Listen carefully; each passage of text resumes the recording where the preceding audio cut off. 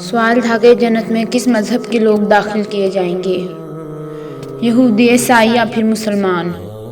اس سوال کے جواب کے لیے تینوں مذاہب کے علماء کو مدعو کیا گیا۔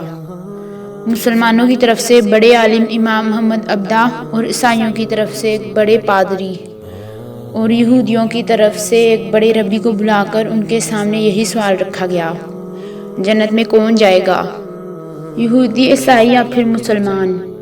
مسلمانوں کی طرف سے امام محمد عبدہ نے کھڑے ہو کر ایسا جواب دیا کہ محفل میں بیٹھے تمام ناقدین کے ساتھ عیسائی پادری اور یہودی ربی اتنا سا منہ لے کر رہ گئے اور بغیر کوئی جواب دیے خاموشی سے اٹھ کر چلے گئے۔ آپ کا جواب مختصر، جامع، معقولیت سے بھرپور، ادب و احترام کے ساتھ رواداری کی عمدہ مثال اور حکمت و دانائی کا مرقع تھا۔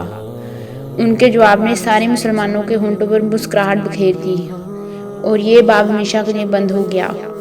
آپ نے فرمایا، اگر یہودی جنت میں جاتے ہیں تو ہم بھی ان کے ساتھ جنت میں جائیں گے، کیونکہ ہم ان کے نبی حضرت موسیٰ علیہ السلام پر ایمان رکھتے ہیں اور انہیں اللہ تبارک و تعالیٰ کی جانب سے اپنے بندوں پر نبی مبعوث کیا۔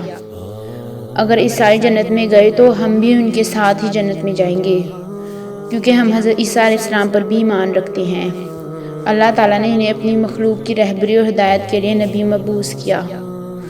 لیکن اگر مسلمان جنت میں گئے تو ہم صرف اللہ تبارک و تعالیٰ کی رحمت کے ساتھ اکیلے ہی جنت میں جائیں گے۔